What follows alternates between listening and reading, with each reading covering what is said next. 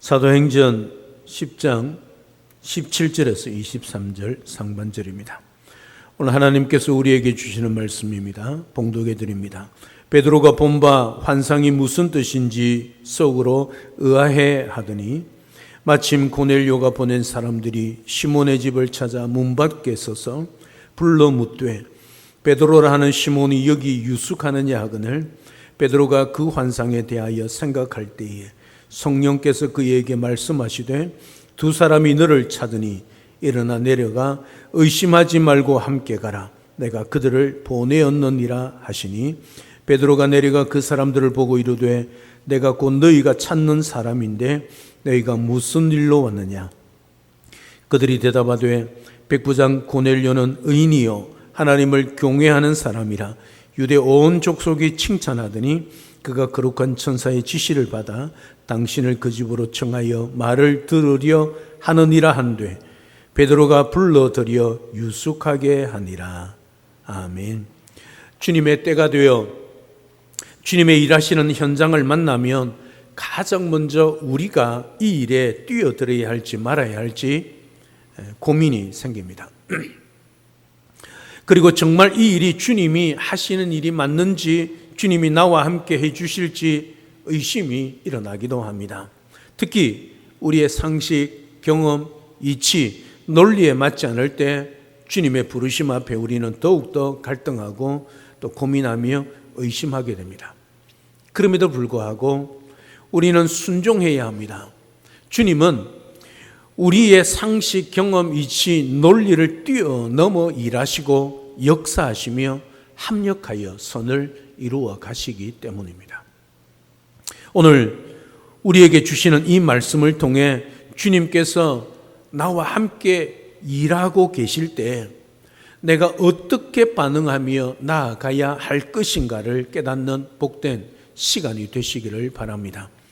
정말 그래서 주님의 부르심에 믿음으로 전적으로 순종하고 주님의 일하심을 정말 생생하게 경험하는 그런 복을 누리는 우리 모든 성도님들 되시기를 주님의 이름으로 축복합니다. 오늘 본문은 고민하고 의심하며 결단하는 베드로의 모습이 나옵니다.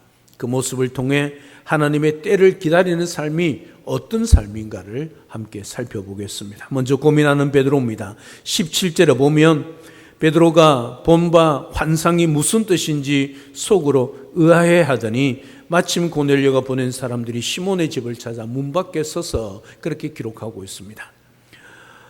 이게 무슨 뜻인지 하나님이 환상은 보여주기는 했는데 도대체 무슨 뜻인지 몰라서 의아해했다 그렇게 말합니다. 이 의아해했다는 말은 문자적으로 빠져나갈 길이 없다는 뜻입니다. 도무지 해결책이 보이지 않는 상태. 하나님이 환상을 보여주기는 했는데 그릇 같은 보자기가 내려와서 잡아먹으라 했는데 도대체 그게 무슨 뜻인지 몰라서 의아해하고 있다는 말이죠. 이것을 통해 베드로는 환상의 의미를 알기 위해 지금 고민을 하고 있다는 거죠. 그래서 지붕에 올라가서 기도하면서 하나님 이게 무슨 뜻입니까? 묻고 있는 것이지요. 이것이 하나님이 보이신 환상인데 분명한데 아무리 생각해봐도 이해가 되지 않습니다. 유대인들이 부정하게 여기는 동물들을 잡아먹으라는 것과 하나님이 깨끗하게 하신 것을 네가 속되다 하지 말라 그 말씀 앞에 고민할 수밖에 없는 것이죠. 지금까지 지켜왔던 율법을 한순간에 무너뜨려야 하니 이것이 과연 맞는 것인지 의아해할 수밖에 없는 거지요. 내가 만약에 그렇게 했다면 저 예루살렘에 있는 사도들과 남아있는 사도들과 예루살렘 교회 성도들이 나를 아마 잡아먹으려고 할 것이다. 너 베드로 수제자 물러나 그리할 것이다. 그러니 베드로가 고민할 수밖에 없는 것이죠. 그런데 그렇게 의아하고 있는 그때에 마침 고넬료가 보낸 사람들이 집을 찾아 문 밖에 섰습니다. 베드로가 지붕에 있으니까 문 앞에 온 사람을 볼 수 있지요. 여기서 마침이란 단어가 중요합니다. 이것은 가장 적절한 때에 하나님께서 치밀하고 완벽하게 인도하고 계심을 잘 보여주는 단어가 마침이란 단어입니다. 베드로가 고민하고 의심하며 도대체 이게 무슨 뜻이 몰라서 그렇게 지금 있는 상태, 그때에 바로 고넬료가 보낸 사람들이 도착했다는 말이죠. 베드로의 궁금증과 의심을 단번에 날려버리는 놀라운 사건입니다. 여기 마침이란 단어의 말은 원문을 보면 마침이란 단어로 쓰는 게 아니라 보라, 그렇게 단어로 쓰고 있습니다. 정말 기가 막힐 정도로 놀라운 일이 일어날 때 쓰는 단어입니다. 정말 절묘한 타이밍이 바로 이때란 것을 보여주고 있는 것이 마침이란 단어입니다. 이것이 우연히 일어난 일일까요? 그렇지 않습니다.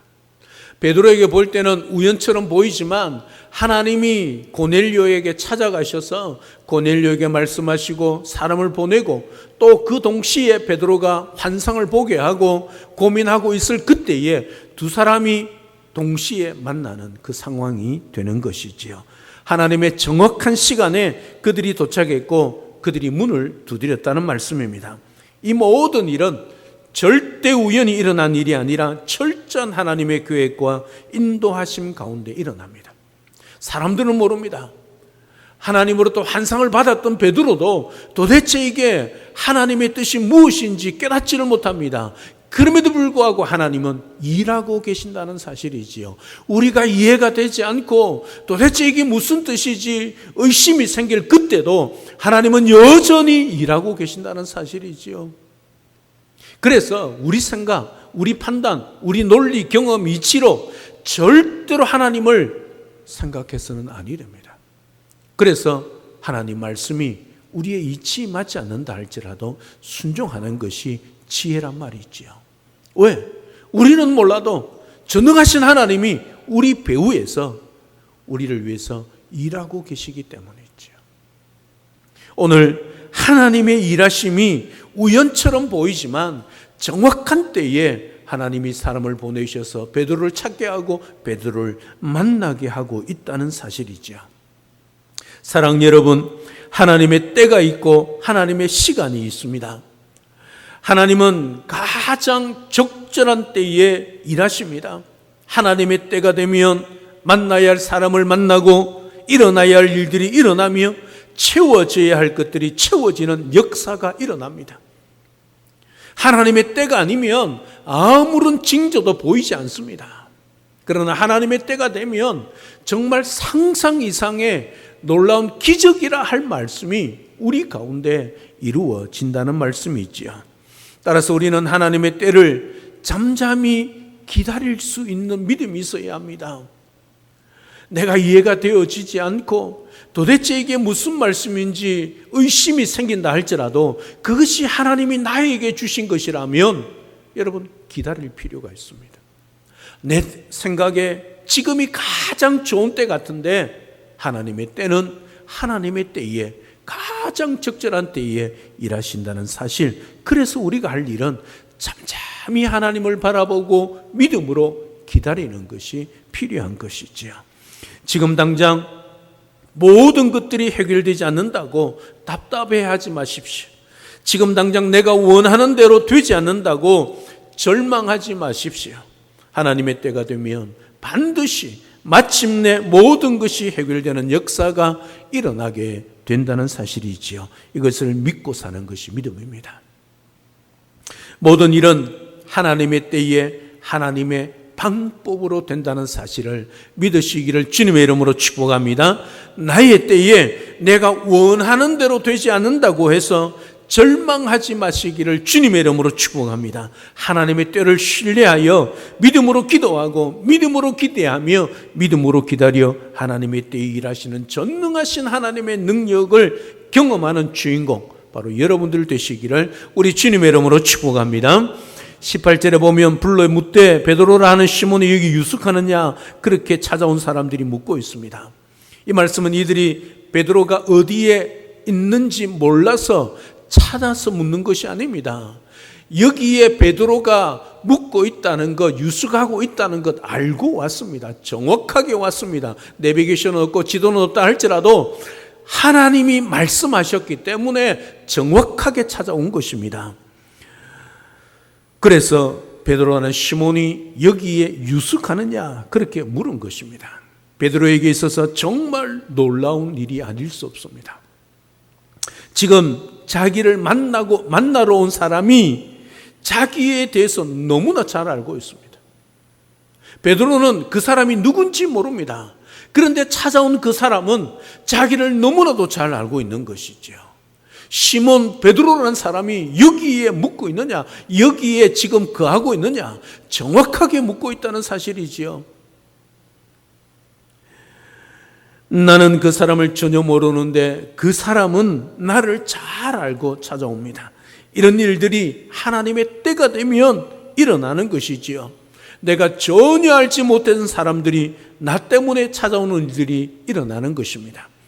여러분에게 이런 일들이 일어나기를 주님의 이름으로 축복합니다. 하나님께서 필요한 사람을 보내시고 필요한 물질을 채우시며 필요한 사건들이 일어나게 하는 일들이 여러분의 삶 가운데 일어나기를 주님의 이름으로 축복합니다. 오늘 여러분도 이처럼 부르심에 순종하여 믿음의 발걸음을 내딛기만 한다면 삶 가운데 일하시는 하나님을 생생하게 경험하는 삶을 살 수 있습니다. 더 이상 고민하지 말고 주저하지 말고 갈등하지 마십시오. 내가 만난 문제보다 더욱 크신 하나님을 신뢰하며 믿음으로 순종하여 전능하신 하나님의 위대한 능력을 생생하게 경험하는 주인공, 우리 모든 성도님들 다 되시기를 우리 주님의 이름으로 축복합니다.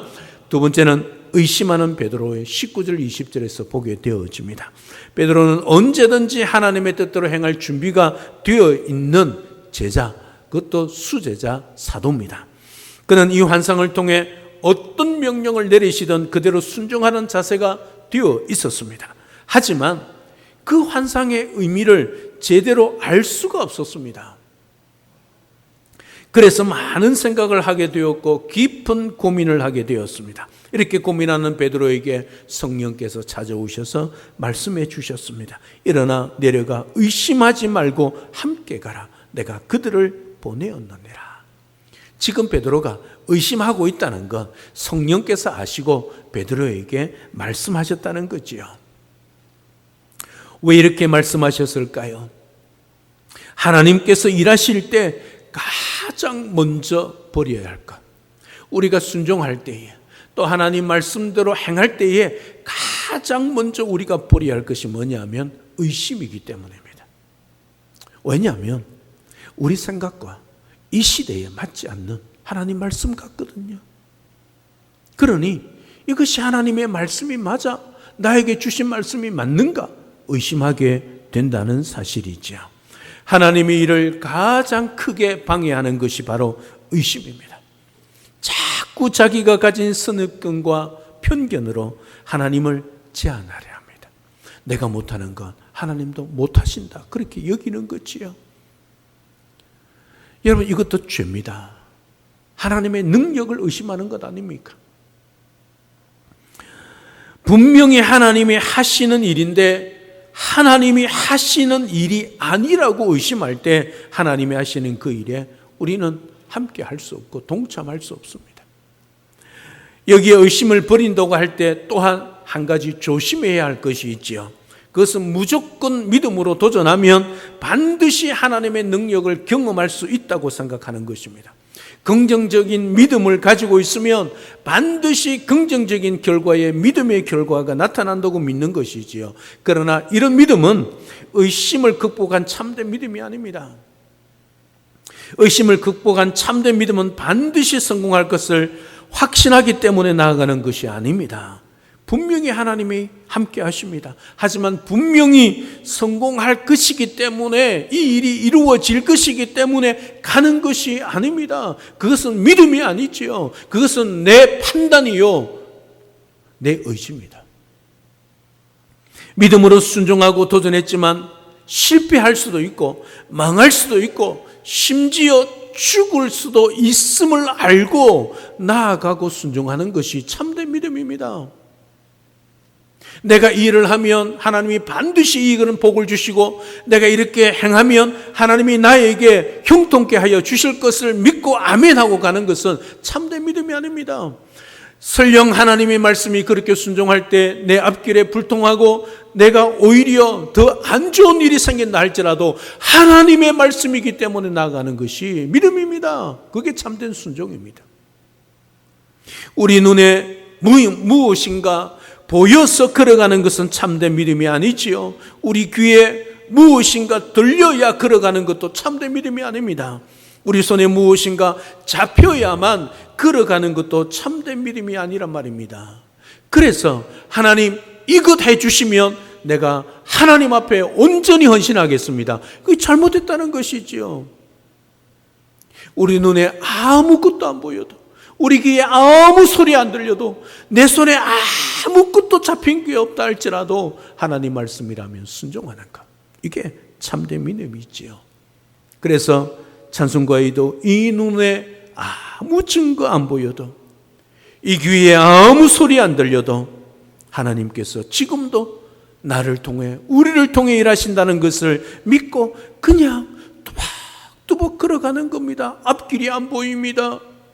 내 손에 뭔가 잡히지도 않습니다. 계획대로 되지 않습니다. 그럼에도 불구하고 뚜벅뚜벅 순종하여 나아가는 것, 이게 믿음입니다. 이게 내 눈에 아무 증거 안 보여도, 내 귀에 내가 이렇게 행하면 하나님이 복 주실 거란 소리가 안 들려도 믿음으로 한 걸음 한 걸음 주님과 동행하며 살아가는 것, 이게 참된 믿음입니다. 내 눈에 보이고 내 귀에 들리고 내 손에 잡히는 것은 믿음이 아니죠. 사랑 여러분, 의심하지 말고 순종하시기를 바랍니다. 이런 믿음은 절대 그냥 저절로 생기지 않습니다. 평소에 말씀과 기도 생활을 통해 잠잠히 하나님을 바라보는 시간을 통하여 일어날 수 있는 일입니다. 이런 사람들이 하나님의 때를 알게 되고 하나님의 때가 되었을 때에 결단하고 무조건 순종할 수 있는 것이죠. 매일의 일상 속에서 하나님의 말씀과 깊은 하나님과 교제의 기도를 통해 늘 깨어 하나님의 때를 기다리며 하나님의 때가 되었을 때에 의심하지 않고 순종하여 하나님이 여러 번 통하여 일하시는 것을 생생하게 경험하는 놀라운 삶을 살아내는 그런 주인공, 우리 모든 성도님들 다 되시기를 우리 주님의 이름으로 축복합니다. 마지막 세 번째, 결단하는 베드로의 모습을 보게 되어집니다. 21절부터 23절 상반절입니다. 베드로가 지붕에서 내려가 그 사람들을 만납니다. 그들에게 내가 곧 너희가 찾는 사람인데 너희가 무슨 일로 왔느냐, 이렇게 물은 것은 베드로가 그들이 온 목적을 좀 더 분명하게 확인하기 위해서입니다. 성령께서는 의심하지 말고 그들과 함께 가라, 그렇게 말씀하셨습니다. 그런데 베드로는 어떤 목적으로 그들에게 가야 할지, 내가 어떻게 준비하고 가야 할지 알기 위해서 묻는 것이죠. 아무 이유도 모른 채 그냥 따라갈 수 없지요. 그리고 그들이 온 목적을 알아야 자기가 본 환상과 연결해서 그 뜻을 파악할 수 있기 때문이죠. 그래서 베드로는 그들의 대답을 듣습니다. 22절에 보면 그들이 이렇게 대답을 합니다. 그들이 대답하되 백부장 고넬료는 의인이요 하나님을 경외하는 사람이라 유대 온 족속이 칭찬하더니 그가 거룩한 천사의 지시를 받아 당신을 그 집으로 청하여 말을 들으려 합니다. 이것 때문에 우리가 여기에 왔습니다. 그렇게 대답을 합니다. 베드로가 그들의 대답을 드렸습니다. 먼저 그들이 자기의 주인인 백부장 고넬료에 대해 엄청난 칭찬을 합니다.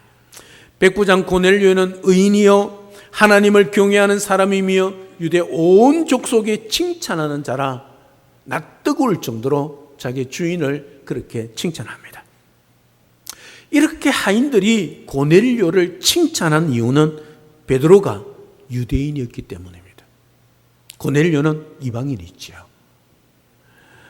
이방인은 고넬료에게 관심을 가지게 하기 위해서 그냥 고넬료 백부장이 우리를 보냈습니다 하면 베드로가 거부 반응을 보일 것 같아서, 그래서 고넬료가 유대인들을 위해서 어떤 일을 했는지 베드로에게 그렇게 소개를 하고 있는 것이죠. 그들은 계속해서 이렇게 말합니다. 그가 거룩한 천사의 지시를 받아. 베드로도 거룩한 천사의 환상을 봤죠. 그러니까 두 개가 딱 맞닥뜨려지는 거죠. 당신을 그 집으로 청하여 말을 들으려 한다. 거룩한 천사의 지시를 받았다는 말은 바로 이 일이 하나님께서 하시는 일이라는 사실을 보여주는 것이지요. 그러면 어떤 지시를 받았나? 당신을 그 집으로 청하여 말을 들으려 한다. 이 말씀은 베드로가 고넬료 집에 가야 할 분명한 이유요 목적임을 알게 된 것이죠. 뭐하러 간다고 베드로가요? 고넬료 집에 고넬료에게 할 말을 전하기 위해서. 그 할 말이 무엇이겠습니까? 좀 이따 보겠습니다. 23절 상반절을 보면 베드로가 불러들여 유숙하게 하니라. 대답을 듣고 베드로가 그들을 함께 유숙하게 합니다. 여러분, 그냥 집에 들어와서 하룻밤 지내고 가자, 그런 뜻이죠. 사실 이 부분은요 굉장히 놀라운 변화입니다. 우리는 그냥 손님이 멀리 왔으니 들어와서 쉬게 하는 것이 뭐가 큰 변화냐 그렇게 생각할지 모르겠지만 그렇지 않습니다.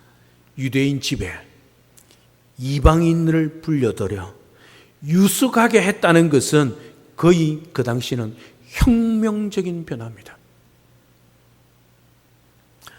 이것은 베드로가 그들의 말을 신뢰했다는 것을 보여주는 동시에 그들을 한 형제로 받아들였다는 뜻입니다. 3번 코트. 여러분, 유대인들이 그 이방인을 한 형제로 받아들인다는 것은 있을 수 없는 사건입니다. 3번 코트 출전해 주세요. 하나님이 그들과 함께 하신다는 것을 하나님이 보여주신 지시사항인 동시에 베드로가 그들을 받아들여서 그들과 함께 했다는 것은 그들을 한 형제로 받아들였다는 거죠. 공동체, 하나님의 나라 공동체로 받아들였다는 뜻입니다. 왜 베드로가 이 사람들을 집으로 영접했을까요? 단지 그들이 먼 여행길로 왔기 때문에 휴식이 필요했다고 생각해서 그렇게 유숙한 게 아닙니다. 이것을 통해 베드로는 환상의 의미를 깨달았기 때문입니다. 이제 우리가 이방인을 형제로 받아들이고 그들에게 복음을 전해야 할 때가 되었다는 것을 깨달은 것이죠.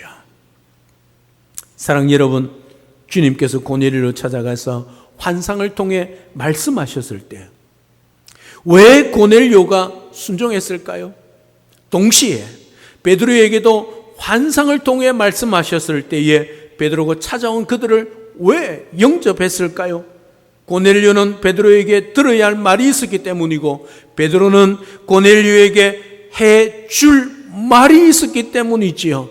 그것이 무엇이겠습니까? 그 말이 뭐겠습니까? 고넬료가 들어야 할 말이 뭐고 베드로가 해줘야 할 말이 무엇이겠습니까? 예수 그리스도의 복음이죠. 결론입니다. 왜 하나님이 베드로에게 나타나서 환상을 보여주고 왜 고넬료에게 찾아가서 그런 지시를 했느냐? 다른 거 없습니다. 예수 그리스도의 복음을 전하기 위한 것이었습니다. 이것은 사도행전 10장 34절부터 43절에서 베드로가 고넬 집에 가서 한 말을 보면 알 수 있습니다. 예수 그리스도의 복음을 전하고 있는 것이지요.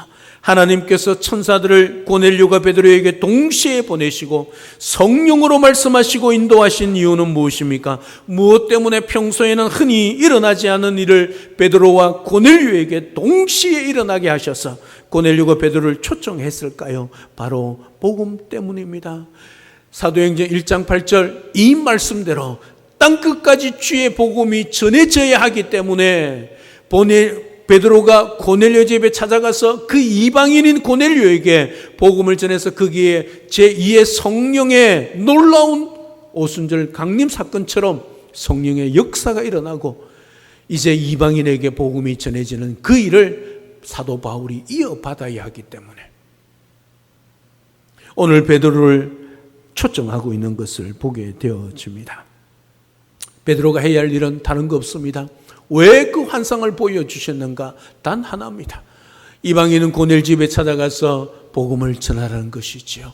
예수 그리스도의 복음을 전하라는 것이지요. 그것 때문에 그런 환상을 보여주신 것입니다. 하나님의 때에, 정확한 때에 하나님이 만남의 역사를 허락하시고 하나님이 그 고넬료 집에 복음을 전해서 그 고넬료, 이방인은 고넬료가 예수 그리스도를 믿고 그 온 가정이 변화되는 역사가 일어난 것이지요.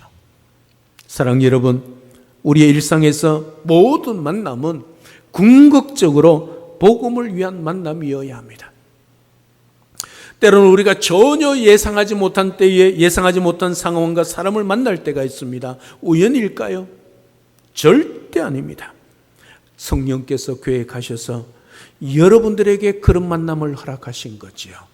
그런 만남을 했을 때에 그저 웃고 넘기거나 교제를 나누고 헤어지는 것 수준으로 멈추어서는 아니랍니다.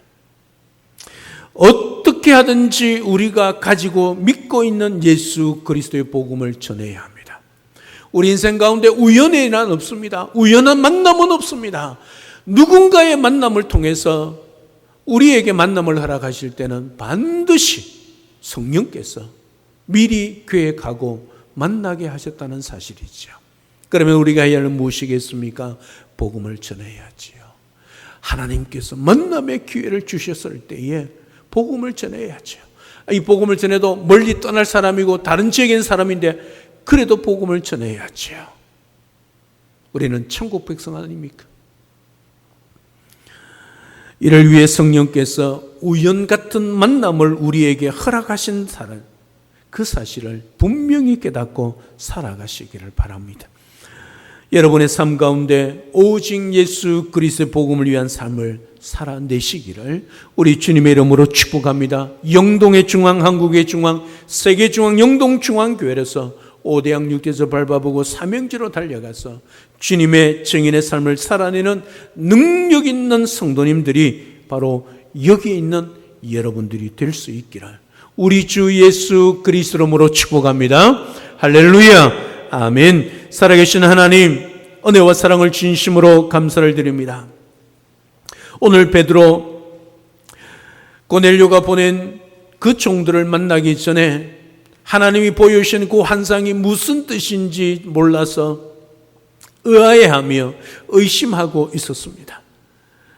그런 베드로에게 고넬료의 종들이 찾아와서 그 만남을 통하여 하나님의 때에 하나님이 일하셔서 고넬료의 가정에 복음을 전하기 위한 그 사실을 깨닫고 결단하고 고넬료에 찾아가서 주의 복음을 전하여 그 고넬료 온 가정이 예수 그리스도를 믿는 역사가 일어나고 그 가운데 성령이 강림하여 역사함으로 제2의 오순절 같은 역사가 이방인 가정에 일어나게 하신 이 사건을 통하여 하나님의 정확한 때에 하나님이 일하신다는 사실과 그 하나님 앞에 의심 없이 정말 눈에 보이는 것 없고 우리 귀에 들리는 것 없고 우리 손에 잡히는 것 없어도 순종하며 한 걸음 한 걸음 주님과 동행하며 믿음으로 나아갈 수 있는 우리 모든 성도들에게 인도하여 주옵소서. 우연한 만남은 없습니다. 성령께서 그런 만남을 우리에게 허락하여 주실 때에 정말 만난 그 순간에 소식도 듣고 교제도 하지만 가장 중요한 건 예수 그리스도의 복음을 전해줄 수 있는 믿음의 사람 우리 모든 성도들 다 되게 하여 주옵소서.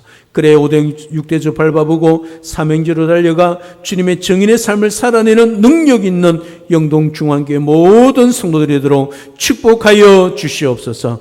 예수님의 이름으로 기도드리옵나이다. 아멘.